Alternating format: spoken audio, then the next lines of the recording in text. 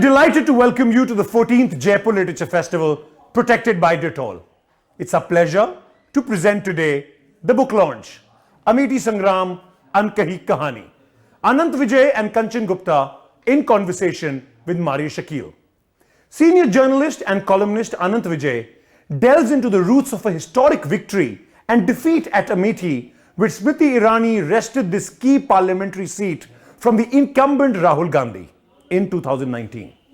He examines the behind-the-scenes struggles and battles, the excitement and high tension, the interplay of local and national interests in this real-life political thriller. The author will be in conversation with Maria Shakil and Kanchan Gupta. The book will be launched at this session during Jaipur Literature Festival 2021. Anant Vijay, currently with the largest Hindi daily Dainik Jagran, is a senior journalist, columnist, and author with more than 2 decades of journalistic experience. He has written 11 books across various genres and is the author of the best-selling book Marxwad Ka Ardh Satya. His latest book is Amethi Sangram. Currently, he is working on a book titled Superstar Selfie on the Legends of Hindi Cinema. Maria Shakil works as a political editor and anchor with CNN News 18. She is a recipient of multiple awards, including the prestigious Ramnath Goenka Award in Politics and Government category in 2012 and 2014. Her daily debate show News Epicenter also won the award for the best debate show recently. Traveling and reporting on elections and reading a trend is something she loves doing. Kanchan Gupta is a distinguished fellow at ORF in New Delhi. He also serves as chairman of the RRRLF in Kolkata and is a member of the PM's committee on Netaji 125th anniversary. Ladies and gentlemen, please do remember to comment by typing it into the comment section. And now we present to you Amethi Sangram, Unkahi Kahani, Anant Vijay, Maria Shakil and Kanchan Gupta.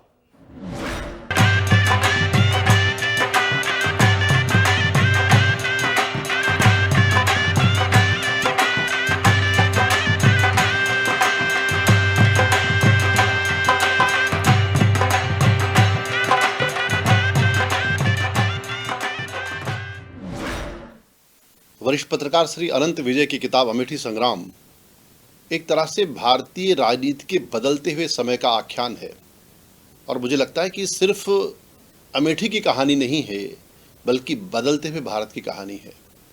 Amethi संग्राम के बहाने श्री अनंत विजय ने जो कथा कही है वो अपने आप में बहुत सरस है और हमारे पूरे समय को समझने में हमारी मदद करती है। किस तरह से एक राजनीतिक दल विकसित होता है और किस तरह से उसका विकास होता है और किस तरह से वो चुनावी मैदान में अपनी सिद्धता को साबित करता है, ये सब समझने के लिए एक बहुत ज़रूरी किताब है अमेठी संग्राम। धन्यवाद संजय जी, बहुत बहुत धन्यवाद आपका। आपने हमारी किताब पर इतना अच्छा वक्तव्य दिया और धन्यवाद जयपुर लिटरेचर फेस्टिवल का भी, जिन्होंने मेरी किताब अमेठी संग्राम पर एक उसके लॉन्च के लिए और उसकी चर्चा के लिए हम सबको आमंत्रित किया। आपने परिचय में भी देखा कि हमारे साथ मारिया शकील भी है, लेकिन उनके परिचय में एक शब्द है, वो पॉलिटिकल एडिटर है CNN IBN, जो अब न्यूज 18 न्यूज चैनल है उनकी। तो पॉलिटिकल एडिटर कोई पॉलिटिकल घटना हो और वो किताब पर डिस्कशन करे, ऐसा संभव नहीं है। आज बंगाल चुनाव की घोषणा होने वाली है, तो मारिया शकील बंगाल चुनाव में मशरूफ हैं, लिहाजा वो हमारे साथ नहीं है आज। इसलिए आज मैं ही कंचन दा से अपनी किताब पर बातचीत करूंगा, आप सबके साथ संवाद करूंगा। हम लोग, ये बहुत ही मेरे लिए एक बहुत अनूठा अवसर है कि कंचन दा से बात करने का अवसर मुझे प्राप्त हो रहा है। कंचन गुप्ता इस किताब को पढ़ने वाले चंद पहले शख्सियतों में से एक है। उन्होंने किताब पढ़ने की न केवल इच्छा जताई बल्कि किताब पढ़ने के बाद उन्होंने मुझे अपनी प्रतिक्रिया से भी अवगत कराया। तो कंचन दा, आपसे ही शुरुआत करेंगे क्योंकि आज तो मैं दूसरी भूमिका में चला गया राजनीति की वजह से। मुझे आज वक्ता के तौर पर था, लेकिन अब मैं आपसे इन कन्वर्सेशन रहूंगा, आपसे बातचीत करूंगा और ये प्रयोग भी अच्छा है।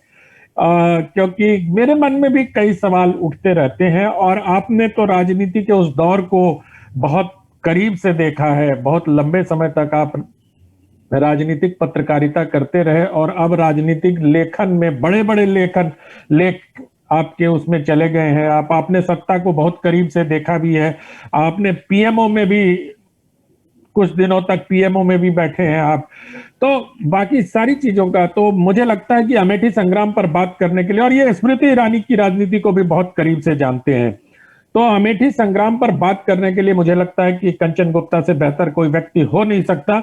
मैं अपनी राय बीच बीच में रखता रहूंगा। कंचन दा, सबसे पहले ये बताइए कि हमारे दिल्ली के मित्रों को ये लगता था, और आपने देखा है कि मैंने अपनी किताब में इस पूरी थ्योरी को निगेट किया है कि अमेठी गांधी परिवार का गढ़ था, बैस्टियन ऑफ गांधी फैमिली। यहां हमें क्या, आपको भी सुनने को मिलता होगा, लेकिन जब मैं वहां पहुंचा तो मुझे ये दिखाई नहीं दिया। इसके पीछे की क्या सोच और क्या हो सकता है कि दिल्ली में जो चीज दिखती है वो धरातल पे नहीं दिखती?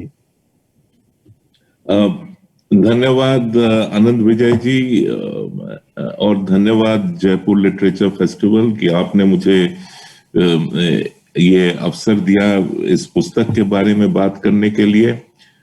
पहले तो मैं सबको ये पुस्तक दिखाना चाहता हूँ। यह पुस्तक है और मोटी नहीं है, ये कोई बहुत बड़ी पुस्तक नहीं है, हिंदी में है। ये एक लिमिटेशन है इस पुस्तक की, और मुझे लगता है इस पुस्तक की जो विषय है कि स्मृति ईरानी ने अमेठी पर विजय कैसे प्राप्त किया, ये एक पुस्तक को तो लिखी गई है एक पॉलिटिकल एनालिसिस, राजनैतिक विश्लेषण के हिसाब से, लेकिन इसमें कई सारी ऐसी बातें हैं, ये जिसको कहते हैं लेसन। ये एक लेसन है और पॉलिटिशियंस के लिए जो राजनीति में आना चाहते हैं या डरते हैं कि मैं राजनीति में आऊं तो चुनाव अगर लड़ना पड़े तो क्या मैं हार जाऊंगा, वगैरह वगैरह। तो मुझे मैं शुरू में ही मैं आनंद जी से ये रिक्वेस्ट करना चाहूंगा कि शायद आप इस पुस्तक को और भाषाओं में इसकी ट्रांसलेशन करवाना चाहेंगे, और अच्छी ट्रांसलेशन होनी चाहिए कि इसकी जो रीडरशिप है वो बढ़े। आपने मुझसे पूछा सर, आपका आदेश, मैं जयपुर लिटरेचर फेस्टिवल के मंच पर ही इस बात की घोषणा भी कर देता हूं कि अगले महीने ही इसका अंग्रेजी संस्करण प्रकाशित हो रहा है। वो प्रेस में चला गया है, एडवांस कॉपी मेरे पास आ गई है, देख लिया उसको। अगले महीने किसी भी दिन इसकी घोषणा हो जाएगी।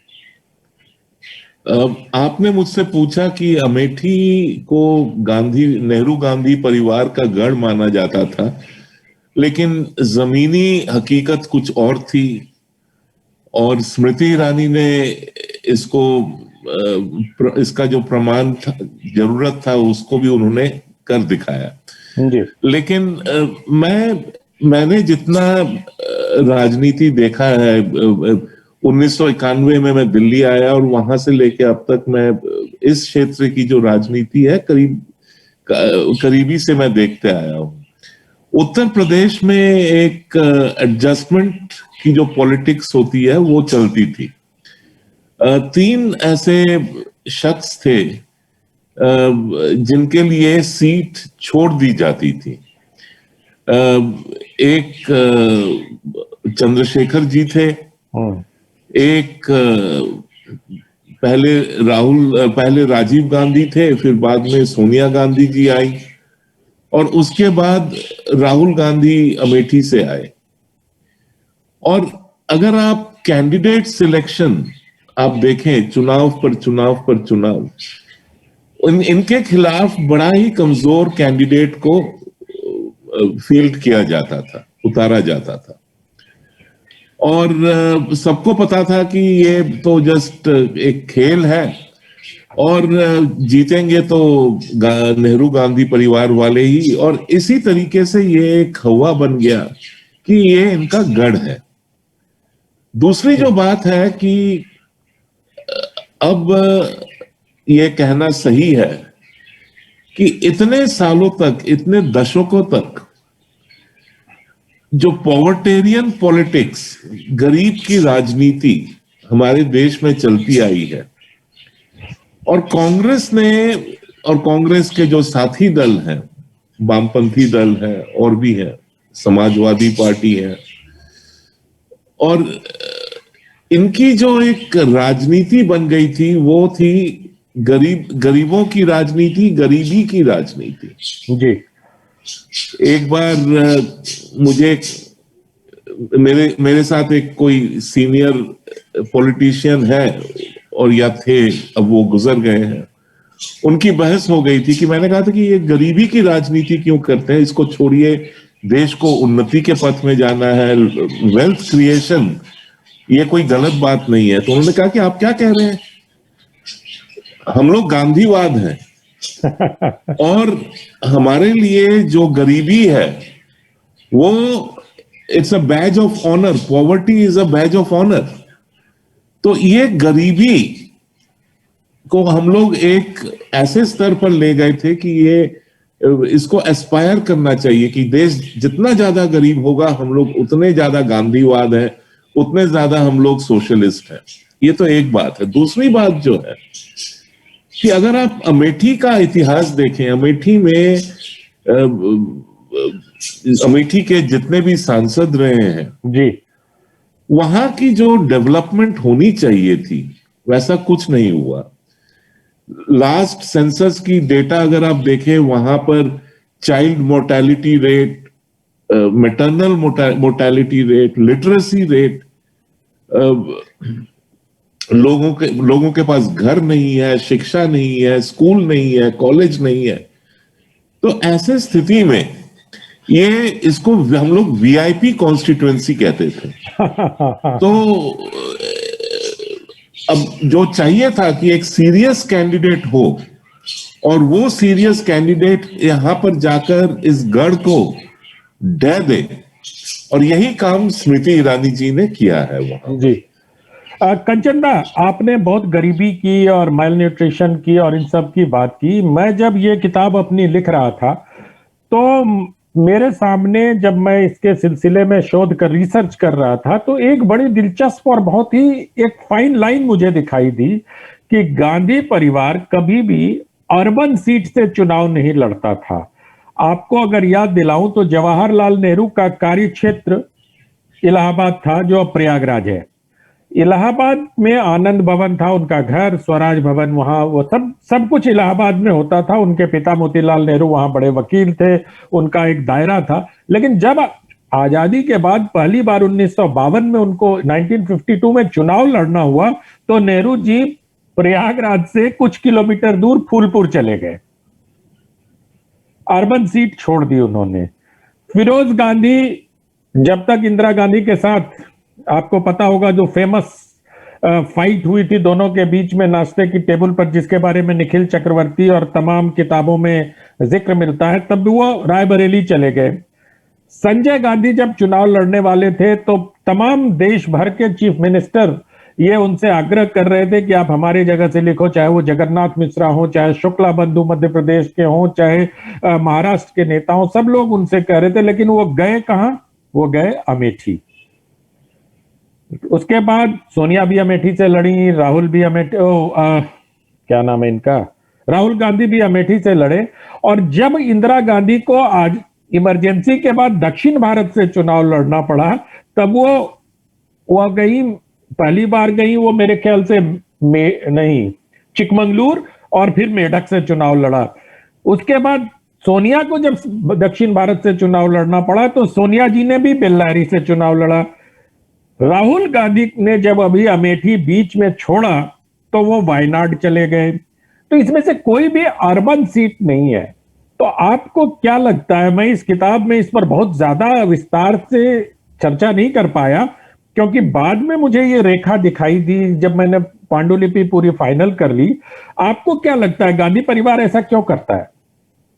नहीं, जो मैंने बताया कि ये जो गरीबी की राजनीति थी जी, और गरीबों को, देखिए गरीब क्या चाहता है? गरीब चाहता है कि कुछ खाना मिल जाए, कुछ पैसे मिल जाए, रहने के लिए थोड़ा सा जगह मिल जाए, और उसको सपने नहीं देखने देना, कि आप ड्रीम मत कीजिए कि आप इस गरीबी से उठकर कुछ बन सकते हैं।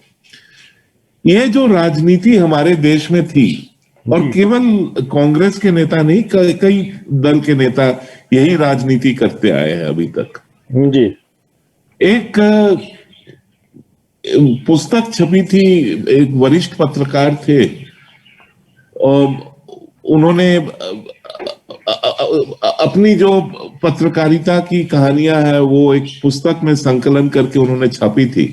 तो उसमें था ईएमएस नंबूदरी पर जब पहली बार केरल में कम्युनिस्ट सरकार बनी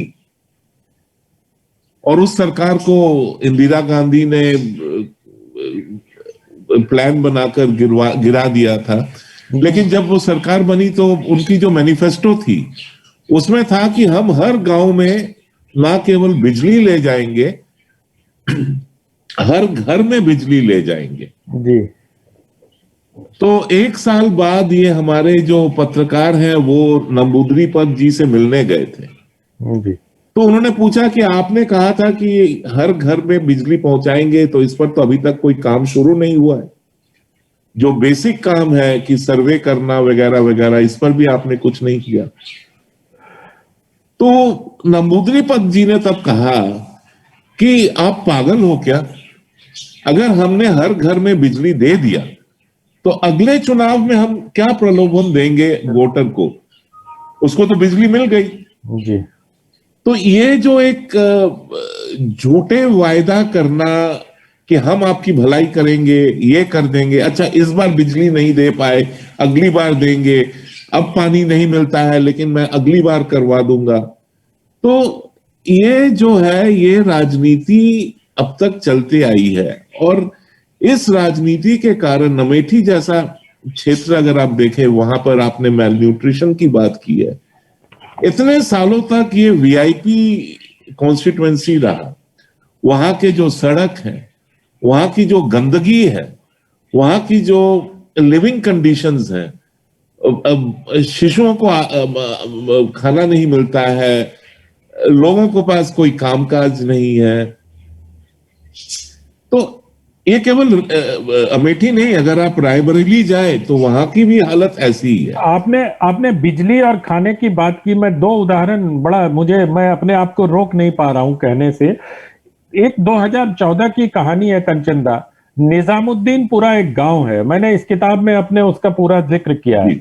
निजामुद्दीनपुरा गांव में स्मृति ईरानी जब चुनावी कैंपेन में जा रही थी तो उन्होंने देखा कि एक महिला सड़क पर से कुछ बीन रही हैं, कुछ उठा रही हैं, खुरच रही हैं। तो उन्होंने पूछा, आप तो जानते हैं उनके स्वभाव में थोड़ा है कि वो वहां की स्थानीय भाषा में बहुत जल्दी सीखती है। उन्होंने कहा, अम्मा क्या कर रही हैं आप? अवधि में पूछा उन्होंने। तो उन्होंने जो कहा, और जो मैंने विनोद मेहता की किताब आनंद भवन टू अमेठी पढ़ी थी, संजय गांधी पर जो उन्होंने लिखी है, उस किताब में जो वाकया था उससे जुड़ता है। क्योंकि उस महिला ने कहा कि मैं यहां से अभी चारा वाली एक गाड़ी गई है फॉडर लेके जानवरों का, उससे कुछ अनाज के टुकड़े गिरे हैं, मैं उनको चुन रही हूं ताकि मैं रात को अपने बच्चों को खिला सकूं। ये 2014 का वाकया है और इसको अमेठी के लोगों ने मुझे बताया। और दूसरा वाकया है 2009 का, जब अमेठी में एक सप्ताह बिजली दिन में आती थी और एक सप्ताह बिजली रात में आती थी। तो उस समय बहुत बड़ा आंदोलन अमेठी में हुआ था, उस समय लाठीचार्ज हुआ था। तो जो मैंने अपनी किताब में परिवार के खिलाफ बगावत एक चैप्टर लिखा है, उसमें इन सब घटनाओं का बहुत विस्तार से जिक्र किया। जैसा आप बता रहे थे कि गरीब को गरीब रखने की राजनीति करते हैं ये लोग। मैं अब दो छोटे छोटे सवाल आपसे राष्ट्रीय स्वयंसेवक संघ और स्मृति ईरानी के बारे में जानना चाहूंगा। पहला प्रश्न मैं स्मृति ईरानी के बारे में पूछना चाहता हूं। आपने इस किताब में पढ़ा होगा, एक वाकया है एक शुक्ला परिवार का, कंचनदा। शुक्ला परिवार अमेठी का बहुत ही प्रतिष्ठित परिवार माना जाता है और कहा जाता था कि वो परिवार जिसको चाहेगा उसको 20,000 वोट मिल जाएंगे। भारतीय जनता पार्टी और आरएसएस के लोगों ने मिलकर तय किया कि शुक्ला परिवार कांग्रेस पार्टी के समर्थक है, उनको तोड़कर अपनी पार्टी में लाया जाए। शुक्ला जी ने एक शर्त रखी कि वो तभी शामिल होंगे जब स्मृति ईरानी की उपस्थिति में ये काम होगा। वहां बैठा सब लोग, स्मृति ईरानी को भी वहां बुलाया गया और शुक्ला जी ने कांग्रेस पार्टी से अपनी नजदीकी की डींग हाँकनी शुरू कर दी कि मैं बहुत नजदीक हूं, मैं कांग्रेस पार्टी को इतने सालों से जानता हूं, संजय गांधी जब आए थे, जब राजीव गांधी आए थे, आदि आदि बोलते बोलते जब उन्होंने ये कह दिया कि प्रियंका गांधी के शरीर में कहां कहां तिल है ये भी मैं बता सकता हूं, इतना सुनते ही स्मृति ईरानी का गुस्सा 7वें आसमान में चला गया और उन्होंने उस व्यक्ति को वहां से निकाल दिया। भारतीय जनता पार्टी के लोग और आरएसएस के लोग स्मृति ईरानी को समझाते रहे कि आप इसको पार्टी में शामिल कर लीजिए क्योंकि 20,000 वोट इसके पास है, इसके कहने से 20,000 वोट इधर से उधर हो सकते हैं। लेकिन स्मृति ईरानी ने उनकी बात नहीं मानी और कहा कि जो महिलाओं का सम्मान नहीं कर सकता उसको मैं अपनी पार्टी में नहीं रखूंगा। आपने स्मृति ईरानी की राजनीति को बहुत करीब से देखा है, इसके बारे में आपकी क्या राय है, इस घटना के बारे में? नहीं, ये घटना तो वैसे सही है और ये स्मृति ईरानी का एक स्वभाव भी है कि महिलाओं के बारे में, बच्चों के बारे में या किसी के बारे में भी कोई अश्लील भाषा व्यवहार करे या अश्लील कुछ कहे तो वो तुरंत उसका विरोध करती हैं। देखिए, मैंने स्मृति ईरानी को तब से देखा है जब वो शुरू शुरू में राजनीति में आई थी गुजरात के माध्यम से जी, और वहां से लेके अब तक उनमें जो एक मैच्योरिटी आई है, और ये मैच्योरिटी आई है इसलिए कि उन्होंने जमीन में काम किया है। उनको कई सारे असाइनमेंट्स दिए गए थे बंगाल में काम करने के लिए, कहीं और काम करने के लिए। पार्टी के जो फोरम्स थे वहां पर भी, और उन्होंने हर एक मौके का एक इस्तेमाल किया कि मैं कुछ नया सीखूं, अपने को कैसे डेवलप करूं, वक्ता के रूप में या लीडर के रूप में। लीडर तो कोई भी बन सकता है, लेकिन लीडर किस प्रकार का हो। तो ये जो एक सेंसिटाइजेशन हुआ है, ये जो मैच्योरिटी आई है उनमें, ये देखने लायक है और इससे सीखने लायक है। और इसीलिए मैंने कहा था कि यह पुस्तक जो है इसको और भाषाओं में छापा जाना चाहिए, क्योंकि इससे बाकी कई लोग हैं जो बहुत कुछ सीख सकते हैं लीडरशिप के बारे में, पब्लिक लाइफ के बारे में। और देखिए, स्मृति ईरानी यूपी की नहीं है, बिल्कुल, वो किसी जाति में भी फिट नहीं बैठती हो, ये उनका मदर टंग नहीं है, मातृभाषा नहीं है। बिल्कुल। इसके बावजूद वो यूपी में आए और एक ऐसे सीट से चुनाव लड़े। यह संभव है कि शुरू में इसको थोड़ा कलर लाने के लिए चुनाव में थोड़ा कवरेज हो अच्छा, इसलिए उनको भेजा गया था अमेठी में चुनाव लड़ने के लिए। लेकिन उन्होंने क्या किया कि उसका उन्होंने उपयोग किया कि मैं अगर इस बार मैं चुनाव हार भी जाती हूँ तो मैं यहां से जाऊंगी नहीं, मैं यहाँ पर बैठी रहूंगी, मैं यहाँ पर काम करते रहूंगी और अगले चुनाव में मुझे उसका फायदा मिलेगा। राहुल गांधी तो अमेठी से चुनाव जीतते थे, लेकिन वो अमेठी कितने बार जाते थे, वहां पर उन्होंने लोगों से कितना संपर्क रखा। और आप अगर स्मृति ईरानी जी को देखें कि वो 2014 में भी मंत्री थी, 2019 में भी मंत्री थी, लेकिन मंत्री होने के बावजूद उन्होंने जितना समय अमेठी में दिया, जितना समय उन्होंने अमेठी के लोगों के लिए दिया, वहां पर थोड़ा थोड़ा करके काम किया, लोगों को स्पर्श करे ऐसा काम किया। तो इस सब से बहुत कुछ सीखने को भी मिलता है और बहुत कुछ जानने को भी मिलता है। और ये जो एक हमारी एक धारणा है कि भारत का वोटर ऐसा ही है जो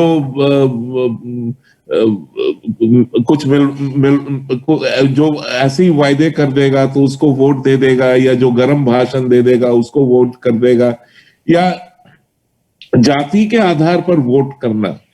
अब स्मृति ईरानी की जाति क्या है, और स्मृति ईरानी ने अगर अमेठी से चुनाव जीता है तो किस जाति के आधार पर जीता है? बिल्कुल। तो इसको उन्होंने पूरा डिस्प्रूव कर दिया कि चुनाव जीतने के लिए हमारी जो एक सेट धारणा है कि ये कंपलसरी है, जाति सही होना चाहिए, लोकल होना चाहिए, भाषा जो है मातृभाषा होना चाहिए, वगैरह वगैरह, एक किसी गुट का होना चाहिए।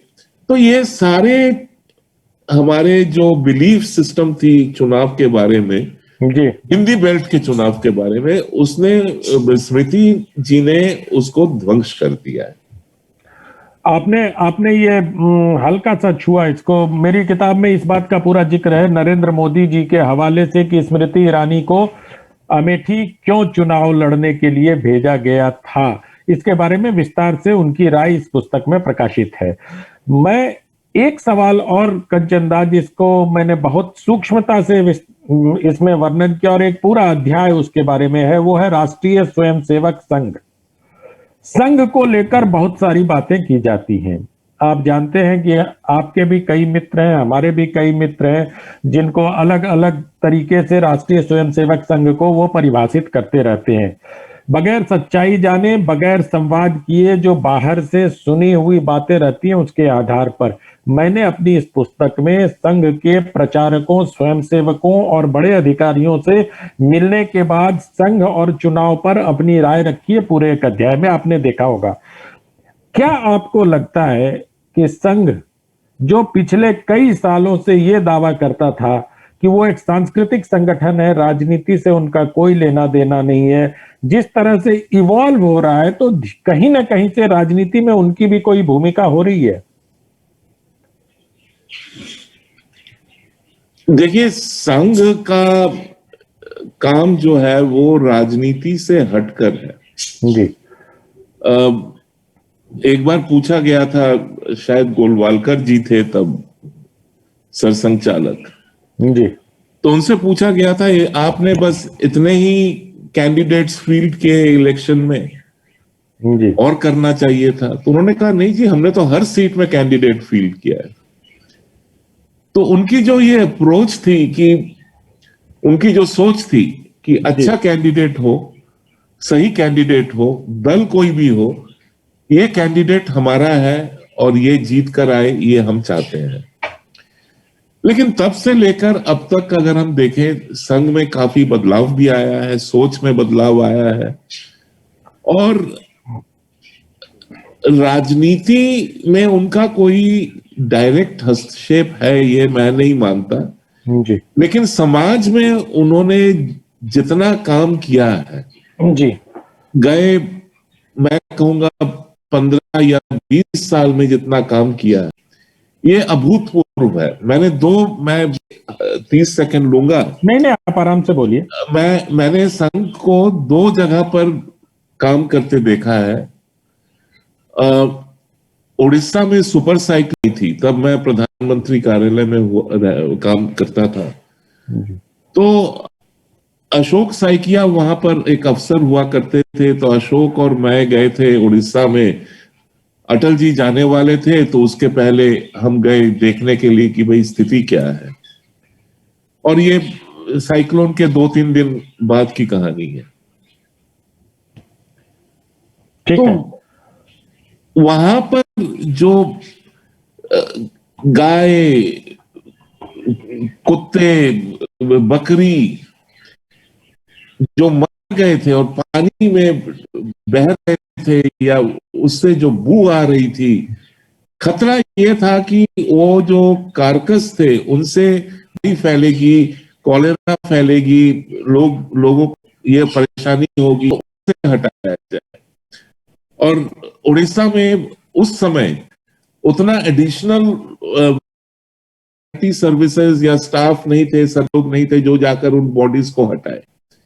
मैंने खुद देखा है अपने आंखों से कि संघ के लोग जाकर उन कारकस को हटा रहे हैं, खींच रहे हैं, उनको फिर डिस्पोज। दूसरी जो मैंने देखा था, यहाँ पर दिल्ली से लगा हुआ एक गांव है, वहां पर 1996 में शायद दादरी दो प्लेन जो थे, एक प्लेन दिल्ली से होकर जा रही थी और एक प्लेन जो है दिल्ली आ रही थी, और वहां पर दोनों प्लेन की कोलिजन हुई। एक तो शायद खाली प्लेन थी, लेकिन दूसरी भरी हुई प्लेन थी, सऊदी एयरलाइंस की थी, और यहां से सऊदी अरेबिया जा रहे थे, और प्लेन टूट गए। पूरे चारों तरफ जमीन में बॉडीज और बॉडी पार्ट्स थे, और सब ले थे। दादा, आप चरखी दादरी की बात कर रहे हैं शायद? चरखी दादरी में। और ये जो बॉडीज थे वो सब, किसी का हाथ था, किसी का पैर था, किसी का सिर था, जल गया था, और ज्यादातर मुसलमान थे। वहां पर भी मैंने देखा है कैसे संघ के कार्यकर्ता जो थे, स्वयं सेवक, वो दिन रात वहां पर जाकर उनको कलेक्ट करना, उनको ले आना। हालांकि वहां के जो पैसेंजर्स के जो परिवार थे, वो भी जो आ रहे थे, वो घबरा रहे थे कि मैं इसको कैसे छूऊं, वो बदबू निकल रही है, ये तो पिघल गया है। तो लेकिन उन्होंने किया। तो इस किस्म का जब काम कोई भी प्रतिष्ठान करता है, कोई भी ऑर्गेनाइजेशन ऐसा काम करता है, तो उसकी अपनी एक छवि बनती है। और भले अंग्रेजी अखबार में ये लिबरल जो एक कनाट चलता है, संघ नाज़ी है, संघ ये है, संघ वो है, लोग भारत में जो लोग आते हैं, मैं इंडिया की बात नहीं कर रहा हूं, लटियंस इंडिया और लटियंस के बाहर जो भारत है, वहां पर संघ की जो छवि है वो दो अलग छवियां हैं। और अमेठी में भी संघ ने जैसे और जगह पे काम किया है, वहां पर अमेठी में भी उन्होंने काम किया था, तो उससे अपनी एक नेटवर्किंग बनती है, और उस नेटवर्किंग का भी फायदा स्मृति ईरानी जी को जरूर मिला। लेकिन यह कहना कि केवल संघ के लिए वो जीत कर आई है, यह गलत होगा। और यह भी कहना गलत होगा कि अगर संघ नहीं होता तो वो जीत जाती। तो ये मैं जो कहना चाह रहा हूं कि एक ओवरलैपिंग भी है। संघ के कई सदस्य हैं जो भाजपा के भी कार्यकर्ता हैं, तो ये तो स्वाभाविक है। और आगे चल के मुझे लगता है इसका हम लोग ऐसा प्रयोग जो है, जो जिसको कहते हैं सिंक्रोनाइजेशन, अब न्यूज रूम अगर एक हो रहा है तो ऑर्गेनाइजेशंस भी एक होनी चाहिए। बहुत बड़ी बात कह दी आपने, और बहुत इशारा भी कर दिया आपने कि न्यूज रूम अगर सिंक्रोनाइज हो सकते हैं, असाइनमेंट अगर एक साथ हो सकते हैं सभी चैनलों के, एक ग्रुप के, तो एक समूह के राजनीति करने वाले लोगों का भी सिंक्रोनाइजेशन जरूरी है। एक दो चीजें और मेरे दिमाग में आती है। शुरुआत में हालांकि आपने कंचनदा चर्चा की इसकी, कि जैसे मैंने अपनी किताब में इसमें एक अध्याय भी लिखा है, सुविधा और स्वार्थ की राजनीति। आप हल्के से छुआ था कि तीन लोग ऐसे होते थे जो सोनिया जी और राजीव गांधी या राहुल गांधी, मतलब परिवार के नुमाइंदे, और चंद्रशेखर जी, जिनके खिलाफ अपना उम्मीदवार नहीं खड़े करते थे। मैंने अपनी इसमें लिखा है कि 98 में अमेठी में गांधी परिवार का नुमाइंदा संजय सिंह से चुनाव हार गया था, लेकिन 99 में फिर जब लोकसभा का चुनाव हुआ तो संजय सिंह न केवल हारे, बल्कि वहां बीजेपी का कोई आदमी दिखाई नहीं दे रहा। 98 के चुनाव में वहां कल्याण सिंह भी दिखाई दिए, विजय कुमार मल्होत्रा भी दिखाई दिए थे, वो अपने गोविंद जी भी दिखाई दे रहे थे, सब लोगों ने अमेठी में किया था। एक साल के बाद सब लोग वहां से गायब हो गए। अमेठी के लोगों ने इसके बारे में मुझे जो वजह बताई, उसका चूंकि मेरे पास कोई प्रमाण नहीं था, इसलिए मैंने उसकी चर्चा अपनी पुस्तक में नहीं की। आप समझ सकते हैं मैं किसकी तरफ इशारा कर रहा हूं, क्योंकि अमेठी में जनबल के साथ साथ धनबल भी बहुत चलता रहा है अभी तक। तो ऐसे, और दूसरा, समाजवादी पार्टी, बहुजन समाज पार्टी, ये लोग लोकसभा के चुनाव में गांधी परिवार के सामने या तो उम्मीदवार देते नहीं थे या बहुत कमजोर देते थे। लेकिन जो अब की राजनीति 2014 के बाद की शुरू हुई है, उसमें तो अब मुझे लगता नहीं है कि किसी भी सीट का ख्याल रखा जाता है। लक्ष्य सिर्फ इतना होता है, चुनाव जीतना। आपकी क्या राय है? इसमें आपने दो तीन बातें कही है, मैं जी संक्षेप में उसका जवाब दूं। एक तो है कि देखिए, अमेठी की राजनीति कुछ अलग सी थी, हुआ करता था, कुछ डिफरेंट था। ठाकुरवाद का एक इशू था वहां पर, और पार्टियों में जो भी ठाकुर नेता थे उनका एक अलायंस बन जाता था। तो इसमें काफी लेयर्स विद इन लेयर्स जिसको कहते हैं। जी। अब की जो राजनीति है वो काफी हटकर है। और दूसरी बात, यह कहना या यह सोचना गलत होगा कि जो जिस राजनीति के कारण धीरे धीरे वोटर अब हट गया है, पहले जिसको वोट देता था उससे दूर आ गया है, वह राजनीति केवल कांग्रेस में या बाकी दलों में हो रहा हो ऐसी भी बात नहीं है। 2004 में जब भाजपा चुनाव हार गई, और आपको याद होगा कि अटल जी का उस समय का जो रेटिंग्स था वो उसके नजदीक किसी की भी रेटिंग्स, बिल्कुल बिल्कुल, सारी ओपिनियन पोल्स बता रही थी कि भाजपा चुनाव जीत गई है। फिर भी भाजपा चुनाव क्यों हारी, और या भाजपा के खुद के सीट्स क्यों घट गए? अगर आप उसकी एनालिसिस करें तो आप देखेंगे कि करीब 90 ऐसे सांसद थे जो चुनाव हार गए थे, सिटिंग एमपी। तो वहां से लेके अब तक की जो एक एवोल्यूशन हुई है राजनीति में, जी, अगर सांसद या विधायक काम नहीं करता है, अगले बार उसको वोट मिलना या वोट में जीतना, इलेक्शन में जीतना काफी मुश्किल बन जाता है। तो ये मैंने इसीलिए स्मृति ईरानी जी का उदाहरण दिया था कि उन्होंने जो अमेठी में रहकर काम किया जी, और अब जो वो धीरे धीरे वहां पर अपना काम बढ़ा रही है, यही कारण है कि अगर वो समझिए वो जीत जाती 2019 में, अमेठी फतह हो गया, अब तो बस कहानी खत्म, राहुल जी यहां से चले गए केरल, अब तो कोई सोच की बात नहीं है।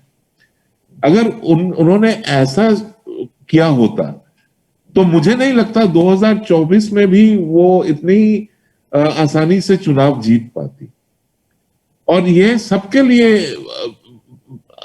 लिए एप्लीकेबल है, वो प्रधानमंत्री हो या कोई भी सांसद हो, अपने क्षेत्र में काम होना जरूरी है। लोग अब एस्पिरेशनल इंडिया, सो पॉवर्टेरियन इंडिया से अब हम लोग आ गए हैं एस्पिरेशनल इंडिया में। बिल्कुल। लोग अब केवल बिजली सड़क पानी की नहीं सोचते हैं, लोग अब उससे बढ़कर सोचते हैं, उससे उठकर सोचते हैं। और इस सोच को अगर आप इनकार करते हैं या इसको अगर आप इग्नोर करते हैं तो राजनीति में या कम से कम चुनावी राजनीति में रहना मुश्किल पड़ेगा। कंचन दा, अब समय समाप्त होने वाला है। एक दो छोटे छोटे सवाल पूछता हूं मैं आपसे। अभी राहुल गांधी ने केरल में एक बयान दिया जिसमें उन्होंने कहा कि नॉर्थ के लोग और साउथ के लोग, उस पर बहुत विवाद हुआ। मेरा प्रश्न मेरा यह है कि राहुल गांधी जब अमेठी से चुनाव हार गए 2019 का, उसके बाद कितनी बार अमेठी गए, इसको देखा जाना चाहिए। और 2014 में जब स्मृति ईरानी चुनाव हार गई थी तो वो कितनी बार गई। राहुल गांधी आजाद भारत के इकलौते ऐसे नेता हैं, आपको याद होगा तो मुझे बताइएगा, जिन्होंने चुनाव हारने के बाद अपनी हार के लिए जनता को जिम्मेदार ठहराया। सार्वजनिक रूप से उन्होंने पब्लिकली ये कहा कि आपने मुझे हरा दिया है, इसके लिए आप भी जिम्मेदार हैं, आपको भी सोचना पड़ेगा। ये कौन सी मानसिकता है, ये मुझे समझना चाहता हूं, इसको जरा डिकोड करिए आप। उम्र के साथ जो मैच्योरिटी आनी चाहिए वो कुछ लोगों में आती है, कुछ लोगों में नहीं आती है। राहुल गांधी जी, उनकी अब उम्र काफी हो चुकी है, फिर भी वो अब एक चाइल्ड मैन जिसको कहते हैं वो बन गए हैं। चुनाव में हारने के बाद वोटर को दोष देना, ये कोई मतलब ही नहीं निकलता है। लेकिन अगर आप देखें, मैं इस पर जरूर कहना चाहूंगा कि उन्होंने केरल में जाकर जो बयान दिया कि मैं 15 साल तक यूपी में, नॉर्थ में, उन्होंने कहा नॉर्थ में मैंने राजनीति की, वहां की राजनीति कुछ और थी, मैं अब यहां पर आया हूं, यहाँ की राजनीति कुछ और है, वहां की राजनीति बड़ी हल्की किस्म की है, यहाँ की राजनीति बड़ी सीरियस किस्म की है। तो ये उनका जो एक दिमागी असंतुलन की एक स्थिति है, उसी को दिखाता है, उसी को दर्शाता है। लेकिन यह भी कहना जरूरी है कि ऐसी बातें करना, 15 साल तक आप यहां से चुनाव जीतते रहे, आपने इन लोगों के वोट से संसद में एक सीट निकाला, सांसद होने के नाते आपको टैक्स पेयर के पैसे से सुविधाएं मिली, आपने कोई मेहनत की नहीं कमाई खाई है। 15 साल से आपने जो खाना खाया है वो इन वोटरों के लिए वो खाना आपको मिला है, वो गाड़ी, वो बंगला, वो बिजली, वो पानी, वो सुविधाएं जो आपको सांसद होने के नाते मिला है, वो आपकी कमाई नहीं है, आपकी कोई मेहनत की रोटी नहीं है, वो ये वोटरों की देन है। और आज जब आप हार गए तो आप कह रहे हैं कि यहां के वोटर बेकार हैं, केरल के कितने अच्छे हैं। अब आगे चल के अगर वो केरल से भी हार जाए और उनको समझिए कहीं जाकर पता नहीं असम से चुनाव जीतना पड़े या बंगाल से चुनाव जीतना पड़े, तो वो कहेंगे कि ये साउथ के भी वोटर ही ना बड़े बेकार हैं, ये बड़े फालतू हैं। ये एक सेंस ऑफ एंटाइटलमेंट, मैं राहुल गांधी, मैं नेहरू गांधी परिवार का सदस्य, मैंने अपने आप को ऑफर किया कि मैं यहां से चुनाव लड़ूंगा, तो आपको कृतज्ञ होना चाहिए, कृतज्ञता होनी चाहिए मेरे प्रति कि मैंने अपने आप को ऑफर किया और आपको फिर मुझे वोट देकर जिताना चाहिए। ये बहुत छोटी सोच है जी। ये सोच जो है, ये सोच हमारी संस्कृति के खिलाफ है जी। ये हमारे जो देश की सोशल स्ट्रक्चर्स है उसके खिलाफ है। मैं बंगाली हूं, मैं कोई यूपी का निवासी नहीं हूं, मैं हिंदी भाषी नहीं हूं, लेकिन जी मैं आज यूपी में रहता हूं, यह मेरा घर है। बिल्कुल मैं यहाँ का जो भी भाषा है वो मैं सीखूंगा, बिल्कुल। मैं यहाँ की जो संस्कृति है उसको मानकर चलूंगा, यहाँ के जो लोग हैं उनकी मैं आदर करूंगा, यहाँ की जो स्ट्रक्चर्स हैं, सोशल स्ट्रक्चर्स हैं, मैं उसकी आदर करूंगा। और मैं कह दूं कि भाई ये मैं तो बंगाल का हूं, बंगाल कितना अच्छा है और ये देखिए कितना खटारा राज्य है, लेकिन मुझे तो यहाँ पर नौकरी के चलते या रोजी के चलते यहाँ पर रहना पड़ता है। मैंने अपनी इस किताब में इन सारी बातों का जिक्र किया है। और आप जो कह रहे हैं, स्मृति ईरानी ने वो अंग्रेजी के अच्छे शब्दों का उपयोग करती हैं, अभी उन्होंने इसको जुवेनाइल डेलिंक्वेंसी कहा है स्मृति ईरानी ने, उनकी इस मानसिकता को मैं चाहता था कि उससे आपको डिकोड करवाऊं। आपने जयपुर लिटरेचर फेस्टिवल में मेरी किताब पर बात करने के लिए समय निकाला, इसके लिए आपका बहुत बहुत आभार। और मैं जयपुर लिटरेचर फेस्टिवल को भी इस बात के लिए धन्यवाद प्रकट करता हूं कि उन्होंने मेरी किताब अमेठी संग्राम चर्चा की और इसको अपने मंच पर दिया। का बहुत बहुत धन्यवाद। और अमेठी संग्राम को अपना मंच देने के लिए एक बार फिर मैं हृदय से आप सबका धन्यवाद करता हूं। कंचनदा, आपका बहुत धन्यवाद। नमस्कार। Thank you, Anant, Maria, and Kanchan, for such an informative session. We thank our celebration partner, Diageo, and thank you all for watching and being such a great audience. Please stay logged on to continue to watch with us the series of exciting sessions featuring a stellar list of speakers that have been specially curated for you. As you all are aware, the cultural sector has been critically impacted by the pandemic, and while we have braced ourselves to embrace the new normal, we have struggled to ensure that we continue to bring you a free flow of knowledge and ideas. We would love for you to support us at Teamwork Arts. Any contribution is welcome and would help spread knowledge and ideas seamlessly against all odds. Please tweet using hashtag Jaipur Literature Festival 2021 at Jaipur Lit Fest. The festival is protected by Dettol. Hope to see you next time. Thank you.